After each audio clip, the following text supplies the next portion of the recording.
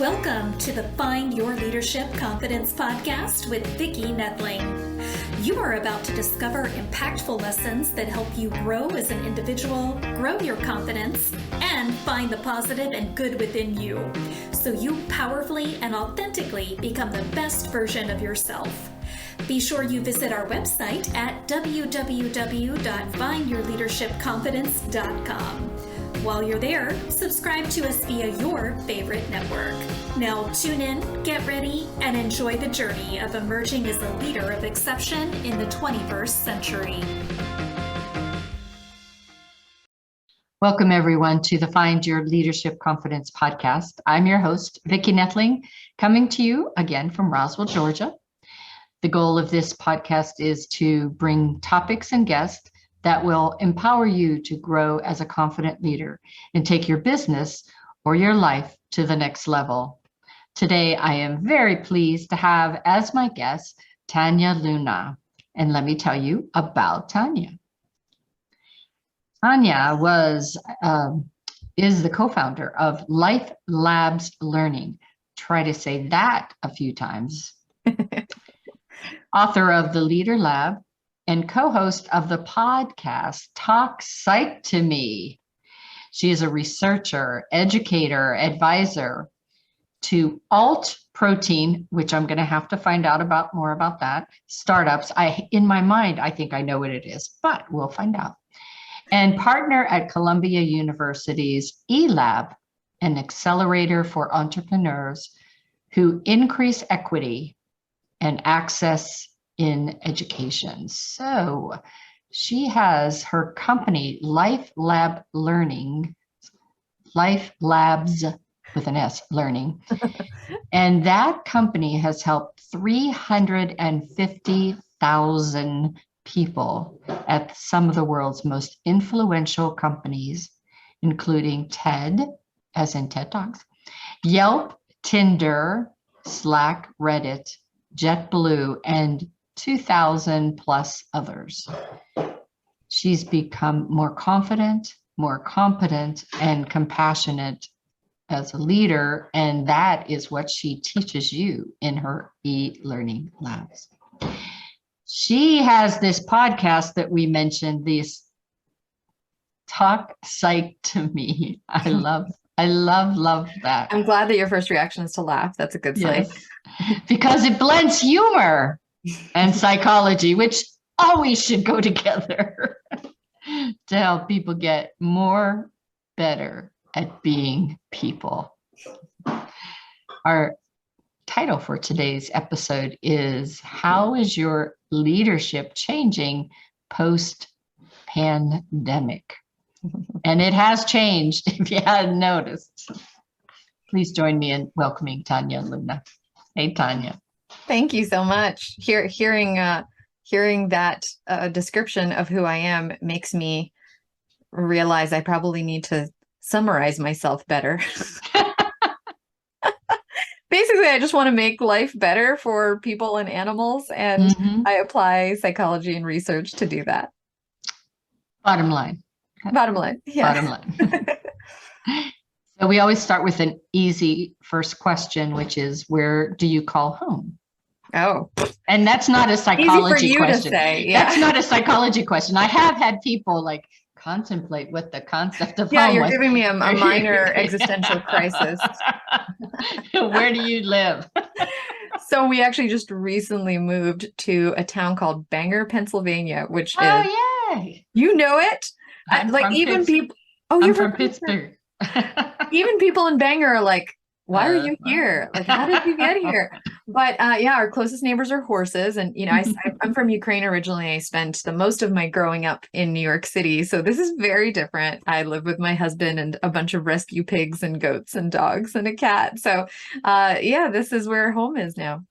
Awesome. So did husband get you to Bangor, Pennsylvania, or was that just a choice? No, I don't know. The Zillow.com got us to Bangor. we were not looking for a place in Bangor. We were looking for enough acreage for our animals at the time. So we moved from Manhattan to a little bit further up north and accidentally broke our zoning laws without realizing it because we adopted these two pigs. Pig. I knew it. I knew it. Had to be a pig. We were allowed to have pigs. So I triple checked, but then we also got some goats. And then it turns out there's only so many animals you can have. So we just started looking for acreage and Bangor found us. So that's how we're here. It was fate. Priorities. It was fate. Yeah. You mentioned that you are an Ukrainian immigrant. So I want to first start. You had done a TED Talk that, listen, everybody, this TED Talk is 1.8 million views. Yes, 1.8 million views. So I'd like for you to just detail what that TED Talk was all about and the power of perspective. Sure. Yeah. So it's kind of an odd little TED Talk because it's more of a story than, talking about my research or talking about my findings. But what I ended up talking about was the core of it is the story of when we first moved to the US from Ukraine. We came as refugees. I had no idea how poor we were. And so moving to the US, even though we were staying at a homeless shelter, my entire family thought we were staying at a hotel. We didn't know that until 10 years later when we wanted to book a room at the hotel to celebrate our 10-year anniversary in the US. And they were like, what do you mean book a room? So that was kind of, one of the major kind of life lessons for me was the power of perspective. Nothing is what it is. It's only what it is by comparison. And we one of the stories that I tell in the talk is, I haven't watched it, to be honest, and it was a while ago, but I think one of the core stories I tell is I found this penny in the closet of the shelter. And it was like a very nice shelter. We had our own room. There were like rats and things, but we had indoor plumbing. So it was really exciting. It's the start of your pets. Yeah, that's true. That's true. I do love rats. So I found this penny in the closet and I just remember being like, oh my God, I don't know, like I have a fortune. What can I do with this penny? And I remember going to my grandmother and we were like, what do you think we can buy with this penny? Like what's possible with this penny? And I was like, how could someone have left this piece of gold, in this closet? And to me, that moment has been so important growing up and becoming increasingly, more lucky and fortunate in so many ways. It is so easy to forget those pennies that make us these incredibly wealthy people. And to me, what's important about my upbringing and in many ways the good fortune I've had of growing up poor is that I get to look at everything in life with the reminder that it's all about perspective and it's all about those tiny fortunes that are all around us that are most important, particularly when we're feeling most unlucky and most unfortunate. I just had that same conversation with the earlier podcast today, where happiness is relative, and if you just appreciate what you have now and your needs are met, and then everything else is just gravy or icing on the cake. And I will say, like, there's a downside to the perspective I've been holding on to, in the sense that sometimes you do just have to let yourself feel really miserable. I think in my efforts to be like, no, life is better. This is great. I am so lucky. In some ways that has led to me kind of dismissing the negative emotions when I do feel really terrible about whatever misfortune I have, even if that misfortune ultimately is still so much better than where I would have been. So I've since then learned maybe a little bit more balanced perspective of you have to find those pennies that make you feel fortunate. But when you feel unfortunate, that's okay too, to listen to that voice and to give yourself the space and time to feel it and to learn from it and to honor both aspects of your reality. Yeah. It's just like failure. You have to fail to know success and appreciate it. Yeah, for sure. And I try to remind myself that whenever. Lately, my life mantra has been, life doesn't go as you expect. Sometimes that's good. Sometimes that's bad. Oftentimes we can't tell the difference. Yeah, that's so true. So I read that you became an entrepreneur at 16. How did that happen? And you were a videographer? That's right. So how did becoming a videographer impact your career? And also, I think, to me, someone that's into photography, videography has a different perspective on life too.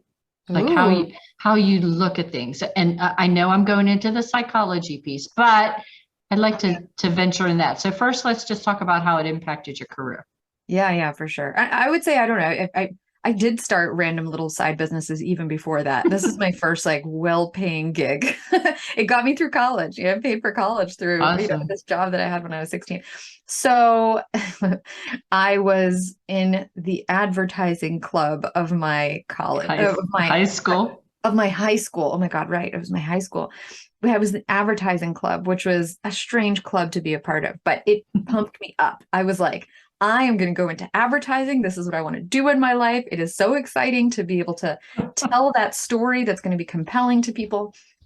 So I make myself business cards that, because I'm 16 years old, and this is back when you couldn't just like go to some website and order, or maybe you could, but I just didn't know about it. I like hand wrote Oh, business cool. cards. And I don't know, I had like, it took me like hours to create maybe 5 business cards. And the advertising club, we won the advertising contest that's across high school. Yeah. And so I show up because I know that there were going to be these people who are, like adults who are there as judges and as supporters and stuff like that. And I'm handing out my little business card and stuff like that. And I think it said idea person was my job title. It was like idea person and organizer or something like that. And I happened to meet the founder of a company called Snippies that was filming. They were hired to film this event. Mhm. And the only reason I go into detail there is because one of my lessons learned in life is that you can't predict how the future is going to go. You can't, I don't think in this day and age, you can create that 10-year plan for yourself or that, or know what you're going to be when you grow up. I still don't know what I'll eventually be. So I end up meeting the founder of Snippies, and he was like, hey, you're a teenager. We need to interview teenagers to learn about how they think and the way they make purchasing decisions, and how they feel about these changes in government and news and things like that. So they were like, do you have a camera? And I was like, no. So basically they lent me a camera so that I can do these interviews, like market research, so very much connected to psychology. Market research interviews. I made enough money to buy my own camera, and I went on to work with them for years, actually. And I would just come up to people on the street. As long as I was young and innocent looking enough, I made so much money. I eventually got, I think, old enough that I couldn't stop strangers on the street. But when you're 16, people stop, and I talk to my friends and I talk to their friends and go everywhere with this video camera. And it really made me actually fall in love without realizing it with psychology, because I got to learn about how people think. Oh, so cool. So now, videographer, looking through that lens of the world, how has that impacted you? I think listening, it just teaches you. Literally, I ruin a take by talking as someone who's interviewing people. And I never even thought about this until you asked this question, but I think it really taught me to deeply, deeply listen and observe, because not only did I need to capture the individual, I needed to ask a really good follow-up question so that I can kind of, expand the scope of the conversation. So that's probably the most important thing. And in many ways, it is a skill that carries through in every single conversation I have, particularly in leadership roles, because it is so easy to start talking and stop listening. And that's where it most matters, to fully understand not just what people are saying, but what's beneath the thing that they're saying. Yeah, that's so true. I do a webinar on keeping pace in whatever year we're in. I change it every year, but PACE stands for persistence, active listening, courage, and empathy. And I teach how important that active listening is Mm-hmm. as you're an interviewer, it's any aspect of your life. Yeah. And I think especially as an entrepreneur, you want to jump right in and tell everybody about what you do, but it's more important to just introduce yourself and then go right into, now tell me about you, and listen to what they say, and then you react to what they need as opposed to telling them what you want to give them.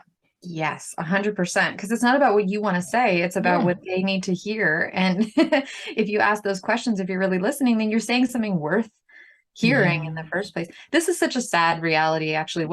At my company, LifeLabs Learning, we do leadership development, team development, and used to have a listening skills workshop that we cut from our menu because too few people believed that they needed listening skills. And actually, so one of the ways that we've gone about developing our content is we started off by interviewing managers and leaders who were rated as most effective and those who were seen as average. And we asked, what do you think, is responsible for the results that you get? Turns out no one knows. So we needed to actually start observing them and looking at the specific behaviors. But one of the things I found funny about it is that everyone, no matter whether they were great or average, said listening is so, so important.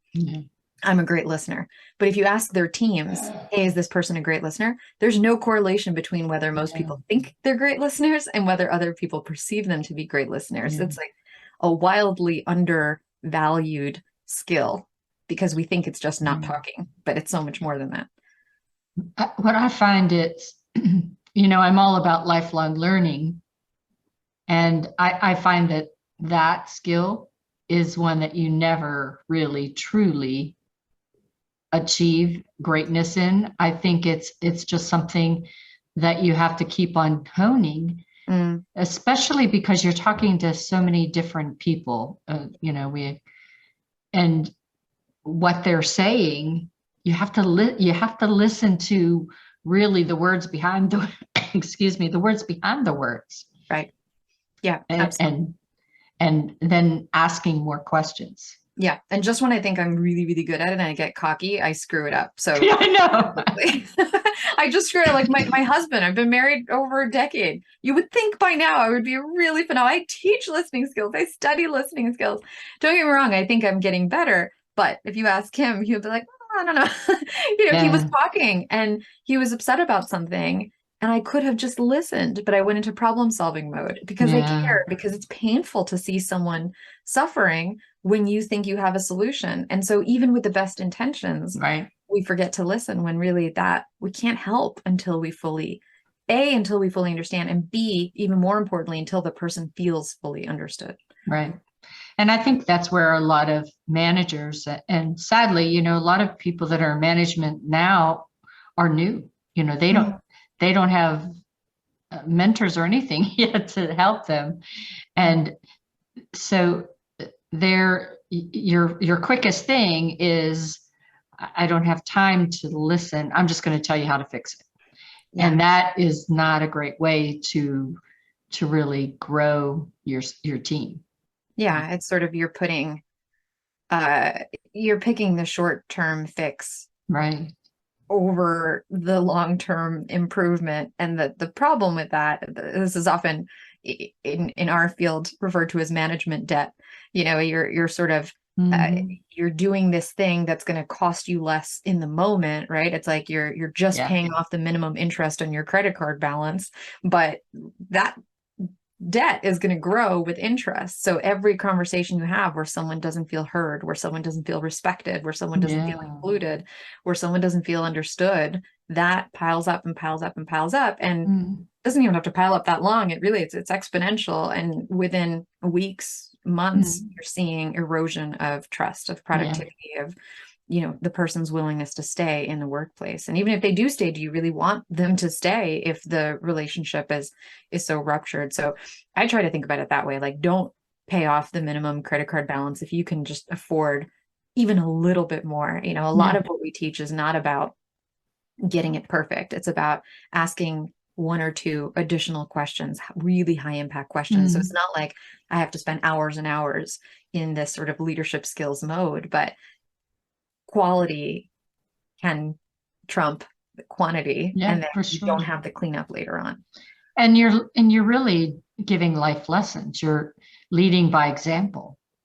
Yeah, you're modeling it, which then becomes part of what is normal across the organization. That's one of the things that I think is so it's both scary and exciting as a leader. There is so much power that in a leadership role people don't realize they have to simply model what's normal. The way that we learn as human beings is incredibly social, and the fastest form of learning is you're just observing others. Even when you study things like phobia reduction, the single most effective way to reduce someone's experience of phobia is to watch someone who is scared of something little by little by little become more comfortable with that thing. That's how socially programmed we are. So and the more power and influence and authority someone has, the more powerful and sticky that social observation is. So to be able to demonstrate that publicly, whether it's listening or asking questions or giving high quality feedback, things or anything like that, you get to do it in that one instant. And then you have that multiplier effect of people being like, oh, this is normal here. This is our culture. This is how we do things. That's so true. So what are 3 success keys for recruiting, retaining, and engaging your employees during the Great Resignation or through any tough time? The Great Resignation is the word that we're using today, but I've been in business a long, long time, and it's just another cycle that we're going through. Yeah. So say that again. So 3 keys. Success keys for recruiting, retaining, and engaging employees, which people struggle sometimes with all or one. Yeah. Okay. So I'll start with what would be if I had to pick three success keys. Number one, that particularly so many organizations are going through turbulent times, my organization included. Like it's rough in our economy, seeing companies kind of panic, figuring out, how much do they want to spend? Do they want to hire? Do they not want to hire? Things like that. I think the thing that leads to the greatest amount of stability in times of turbulence is incredibly clear alignment on what is the mission of the organization. Oh, God, yeah. I think when you talk about recruitment, retention, engagement, without understanding the why of what we're doing, why do we exist, it is incredibly difficult to attract the right people, to have people feel excited by what they're doing, and for those people to stick around. And so often we focus on kind of further down the line aspects of trying to improve an employee experience, whether it's benefits or, social activities and events, and all of that is important. But if you don't have clarity of mission for any organization, it is incredibly, incredibly difficult to have the kind of organization that people are attracted to and want to stay and be a part of. So that's kind of broad.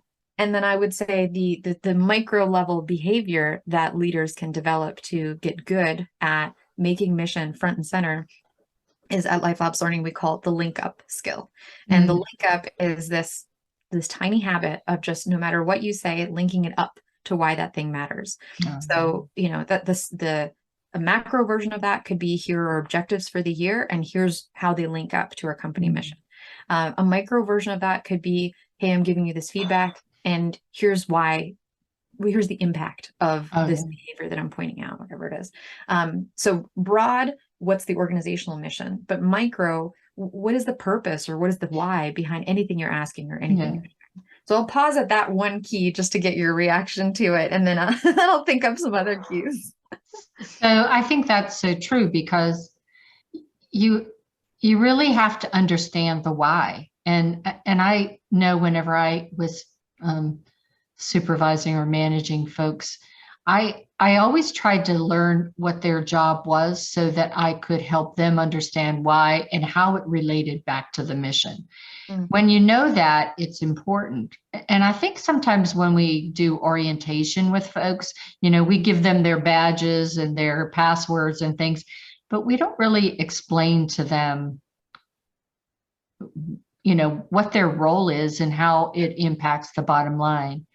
Yeah. When I started with UPS, I worked for the management committee, and I spent 2 months before I met any of them, learning about them and what they did. Wow. So that whenever they first met me, I could get right down to work for them. Wow. Talk about listening. That's like institutionalized systems for helping fully understand, even without words being shared. Wow. That's really powerful. What you just said also made me think of even just getting a chance to understand, like you said, even at the role level, what is the impact of my work? There's research that shows that when you give people visibility, particularly if you get to hear from the end user, like, let's say if it's UPS, from the people who have like just received this package that they've been waiting for and have been so excited about or nervous about or whatever. What research shows is that not only does that increase people's effort, it also leads to significantly higher results. There was one study that looked at call center employees within a university, and they got a chance to hear a 5-minute like talk from a student who was the beneficiary of the money they raised for a scholarship, and increased their fundraising by 400%. Oh my Just after gosh. that 5 minutes. I mean, that is really, really high impact. So overarching, what is the mission? What's the why? Link up as the kind of the habit, the skill, and then a wonderful practice is to regularly give people those dosages of here's what you're doing. Like what you're doing is paying off. It is just so important for our species. The other key that I would talk about is I'm going to borrow a term from an amazing writer, thinker from the 1920s named Mary Parker Follett. And she had this framework of talking about power as power with versus power over. So usually within organizations, I mean, it sounds like you already get it, but it's like usually within organizations, you're thinking like leader, I am going to like, I think now more and more we're stepping away from command and control, but still it's so deeply ingrained, like manage and direct and, all this kind of very much like the organization and the leaders within the organization have the power over the people in this space. Power with is much more of a coactive power. It's like we are going to increase the power, not just empower, like let me hear your perspective and then not actually apply it, but how am I actually going to increase the power, the decision-making authority, the autonomy, the contribution to the shaping of our mission and vision and strategy and things that usually you would only think about the executives doing in some secret room. So amplifying individual power, kind of reducing the hyper concentration of power in just the hands of a few small people so that it's power is distributed more broadly, which ultimately then amplifies the power of the entire organization. Absolutely. Power is just the ability to get things done. So if you see these organizations with great ability to recruit, retain, engage, so much of that comes down to, is it an organization that ultimately makes everyone who joins feel like they are doing this together versus it's being done to them? So this together versus do together versus to, I think is incredibly important and underrated. But once you have that organization that people co-build with you, that is incredibly hard to leave because you're like, this is mine, it's exactly the IKEA effect. It's often referred to.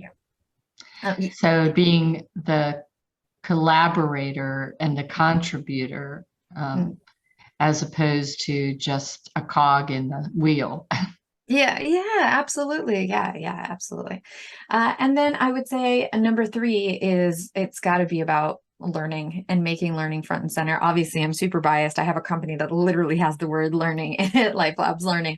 But, people need meaning. They need that sense of power and autonomy, and they need that sense of constant learning and progress. And if I'm joining an organization and it is making me better and stronger as an individual, not only does that help the organization, that makes me want to stick around. It's like if you're watching a good show and things keep changing and there's like a new plot twist every time and you're like, oh, I'm following this along, you don't want to stop watching that show. So in the same way, individuals for the most part want to find those organizations where they're going to feel pulled, they're going to feel that sense of personal progress, not just task progress. And so, tactically that looks like organizations where feedback skills are widely shared and feedback happens regularly. It's organizations where there's a ritual of pausing to say, what can we learn from that?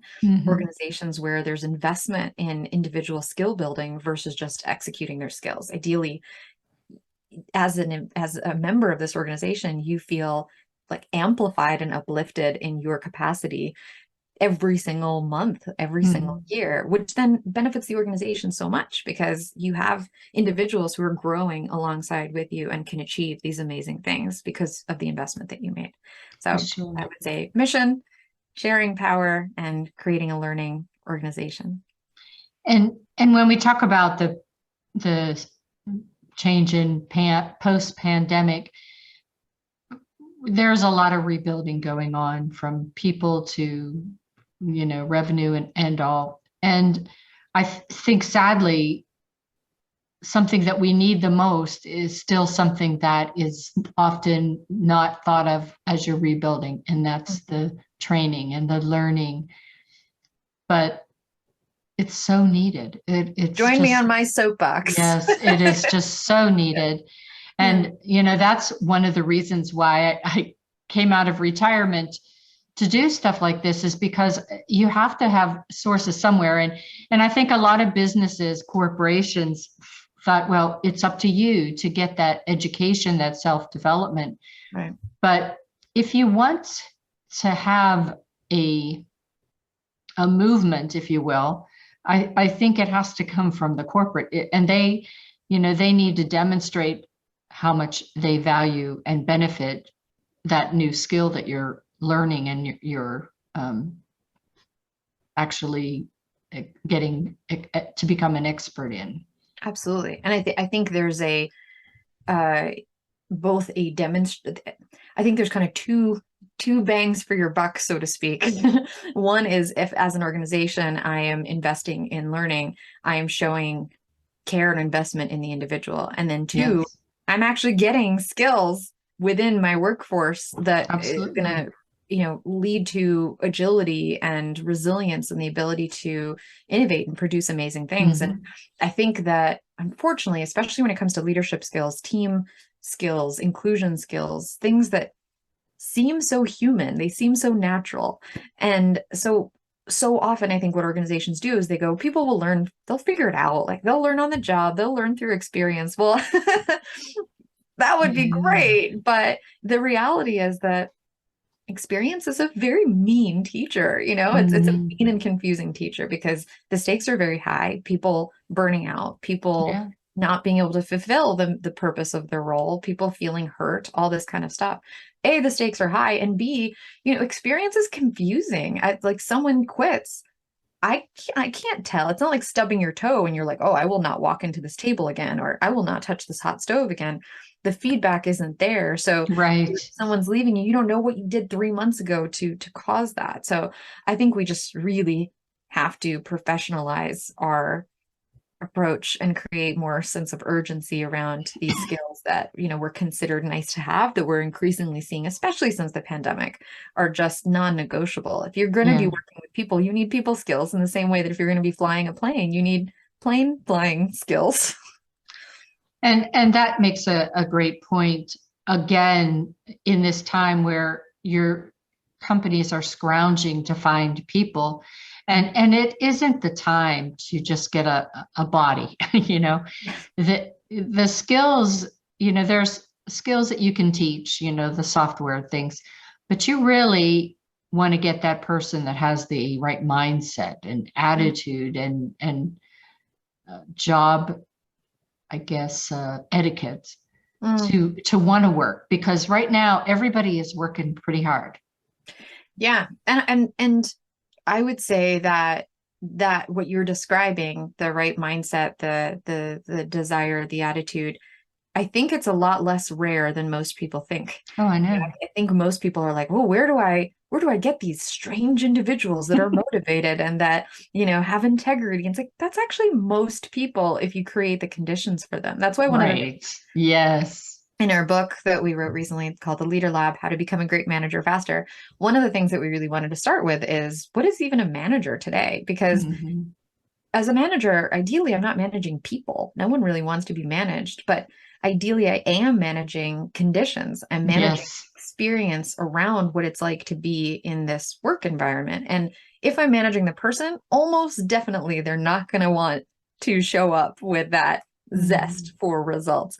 If what I'm doing is I'm serving as kind of a facilitator to connect this individual's very natural desire to achieve results and to make a difference with, kind of the tools and resources and experiences that they need to be able to do that, then I'm going to have a much easier time finding the right people, because there's so many. I mean, I don't think I've ever met a person who hasn't been driven by doing something meaningful, being of service. And you have to just make sure that you convey to them what they do has meaning to you and the organization. Yeah.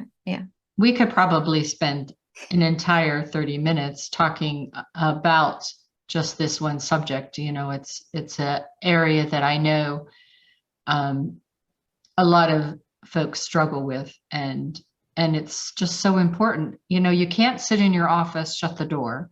And if you have a remote team, that does not mean that you never talk to them unless you need a report. Right. It's the relationship building is just so key in this post-pandemic, where we are remote in most cases, which, hey, I love, but that means both parties, you can't just all say, well, my boss never calls me. You are the other side of that coin. I think that the word relationship that you used is so key. I've been thinking a lot about that, as organizations or companies are just a bunch of relationships, dynamic relationships, right? It's like the relationships I might have with my coworker, the relationship I have to maybe someone who has the authority to make decisions about the organization. Maybe we've never met, but there's a relationship, and I think in many ways, the being at a distance, it's just like long distance relationships. They're a little bit harder. You have to be much more deliberate. You have to put in that extra effort. They can absolutely work, but you have to be explicit and deliberate versus hoping for those things to happen accidentally. Yeah. So based on the 2020 LifeLabs Learning study, what differentiates those best leaders in times of extreme uncertainty, like a pandemic? Yeah. So we're, for context, we're always trying to study our own clients and learn what are the patterns here and what are the things that we're finding.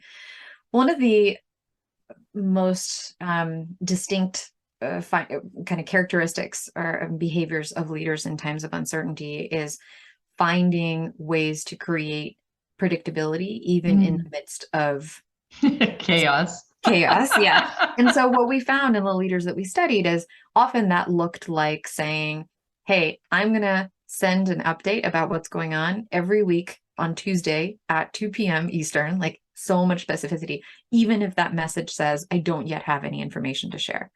So kind of certainty of when the message will happen, even in the absence of certainty of information. So things like that. You can also create a sense of certainty by saying, hey, we don't know yet what decisions we'll need to make, but here are our decision criteria, or here are the metrics that we're looking at, and let's look at them together, so that it doesn't suddenly feel like we have all the information and you're sitting here as employees vulnerable and waiting and wondering. So that shared metrics, shared decision criteria, predictable cadence. And then one of the things that we noticed that was particularly interesting in communication approach is people really taking the time to say, here's what we do know, here's what we don't know. Yeah. I think that just that practice, right? Like, here's what's known, here's what's not known. I think it's so much pressure for leaders to go, I have to know everything, I have to have all the answers. But you're probably working with adults.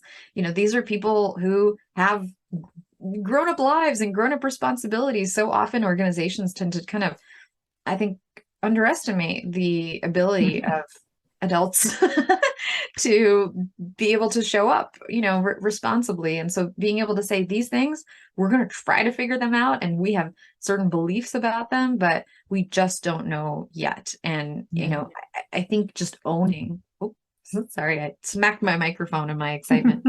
I think just owning what you know and what you don't know is so important. Yeah. And then I think that number two that really stood out is around emotional accessibility.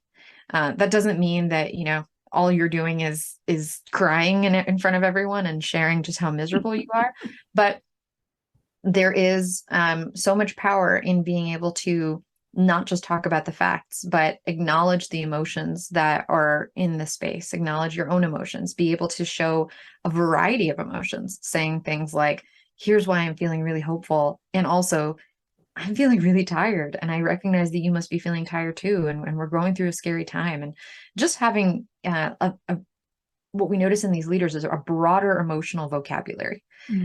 And what that does is creates a sense of psychological safety for Right. others in the space to go, oh, right, we're not just robots producing results. We're humans feeling things, and having the space where you can name those emotions in so many cases actually allows those emotions to turn into something more productive and constructive. Otherwise, we're just stewing with those feelings all the time and feeling kind of oppressed by them versus feeling served by them. The emotions are there for a reason. Like if I'm feeling stressed or if I'm feeling anxious or scared, I don't need someone to tell me not to feel those things. I need to back to listening. I need to feel heard, and I need to listen to those feelings and go, okay, I'm anxious. What information do I need? So why? Yeah, exactly. Right. I'm feeling nervous. Okay, so what can give me a better sense of security or confidence or comfort or whatever it is. So creating some space for the emotional aspects of change. And I can go on and on, but those were the two most distinct findings. I'm serious. We have to have another podcast because Okay. I have far more questions to ask than we have time. So we're going to just actually pivot to the rapid fire. Yes. And that wasn't rapid fire. Okay, let me. No. And and we are going a little long, but I think that it's okay. People will forgive us because it's been so engaging. A day in the life of the pigs, the goats, the dogs, the cats. Tell me what a day in the life in your home looks like. Okay. Wake up when the sun comes up. And thank goodness for daylight savings, but because before it was we're getting up, in the dark, and feeding, cleaning sheds, changing water bowls in the summer, changing mud wallows because pigs don't sweat, contrary to popular belief. So they need mud it works as sunscreen, it works as bug repellent, and it keeps them cool. Provide a lot of affection, a lot of belly rubs for the pigs. Pigs love belly rubs. Goats love scratches on the face and things like that.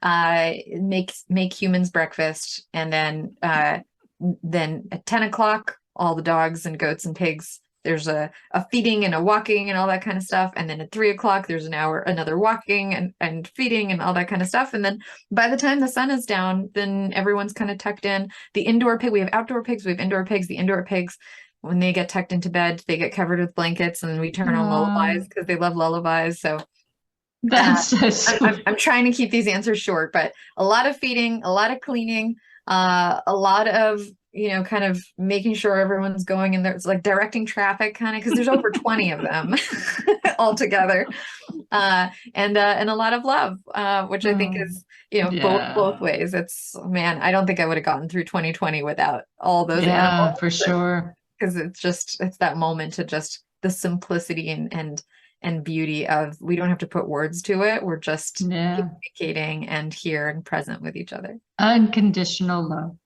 Yeah. That's what pets bring us. Yeah. So how are you bringing people instructions for human kindness rooted in research and play? Yeah, I think of that as kind of my guiding principle. I think, we often forget that humankind has the word kind in it. And, fundamentally, we humans are pretty good. I think there's this belief, unfortunately, that has become ingrained in how we perceive our species as like fundamentally broken. And the research just doesn't show that. The research shows that most people are empathetic and curious and compassionate, and that's stuff that you don't have to teach. You see it in toddlers. You see so many of these very relationship oriented, care and compassion oriented behaviors that are deeply rooted in who we are.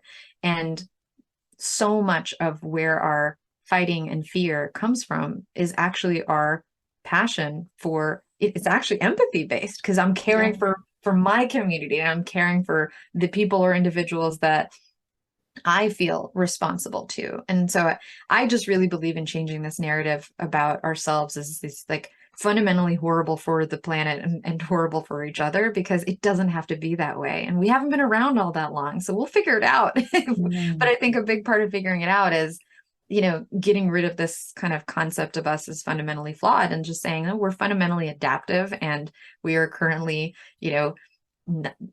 the fit between us and the world right now isn't there yet, but it doesn't mean that it can't be if we can adapt and we can learn and we can expand the circle of our caring from just who is closest to me and who is part of my immediate community and who is in my species, even, to just really seeing ourselves as members and communities of this planet, and then all of the natural kind of mechanisms are already there. It's just like pointing them in a slightly different direction. So I think about, part of my purpose is to help reshape this vision and understanding of who we are as a species, and B, like, it's not enough to just say, it's okay, we can do better. Like, we're pretty good. We need some tangible tips. So a lot of my work focuses on the research and the tools and the kind of pro tips of, okay, we want to be better communicators. We want to be better collaborators. I don't know anyone who doesn't, but how do we get there? What are the skills that get you there? Right. And that's where my pace comes into place. You got to be persistent at your endeavors. I love that. How can people learn more about your book, The Leader Lab, and business, LifeLabs Learning? Yeah. So I peppered in a couple of tips and tools from that book. You can check it out. I'd imagine anywhere books are sold. I'm told, definitely online or independent booksellers, check them out. It's called The Leader Lab: How to Become a Great Manager Faster. And then if you're looking for training, we do live workshops. We provide digital tools. Our goal at LifeLabs Learning is just to really accelerate people's ability to have those skills that are going to produce really meaningful results and create those wonderful workplace environments that we all want and can have if we have the skills. And that website is LifeLabs Learning, 3 times fast.com. So just to make it easier for you, we're going to share my screen. So this is where I would ask those that are just listening in to grab that pencil and paper. Yes, I said grab that paper and pencil, and we could give you her information. Okay, so again, her site is LifeLabs with an S Learning, L-I-F-E, that's capital L-I-F-E, capital L-A-B-S, capital L-E-A-R-N-I-G, lifelabslearning.com. She's on social media. She is LinkedIn as her name, Tania, Tania, D. She threw a D. I know, I tricked you. I threw a D in there. Tania, Tania, D, Luna, Luna. And then her Instagram, she threw us way over the edge here. And she's the Lania Tuna, Lania-Tuna. She switched out those first and last letters. Yeah. So totally. It's my secret identity. Totally has some humor in her background for sure. And she started to talk to you a little bit about her book, but again, she has here where you can get her book. Are you going to read that whole link? No, I am not. So I will tell you, those that are just listening in, if you go to the YouTube or my website, you will see this information posted there, and you can do a screen scrap. I like screen scrap. I like a screen scrap. Yes, it kind of goes with the Lania Tuna. Yeah, Lania Tuna. Yeah. So, and if you're interested in the podcast, it's called Talk Psych to Me. Ooh, yes, Talk Psych to Me. All right. So the book is The Leader Lab Core Skills to Become a Great Manager Faster. All right. Get that screenshot right now. Well, it's been wonderful. We went that full hour. So bonus. If I hope if you've been listening in double speed. So yes, that's right. Save your time. But Tania's given us some great tips, some wonderful insights and tools.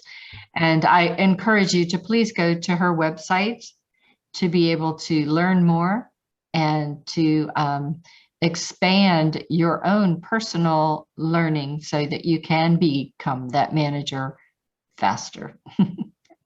And with that, as always, I encourage you to remember that life is a journey and it's up to you to enjoy the ride. This is Vicki Nettling signing off. Thank you for tuning into the Find Your Leadership Confidence podcast with Vicki Nettling, where we share impactful lessons that help you grow as an individual, grow your confidence, and find the positive and good within you so you powerfully and authentically become the best version of yourself. Remember to visit our website at www.findyourleadershipconfidence.com and enjoy even more great episodes like this one. Again, while you're here, subscribe to us via your favorite network. We look forward to seeing you next time on the Find Your Leadership Confidence podcast.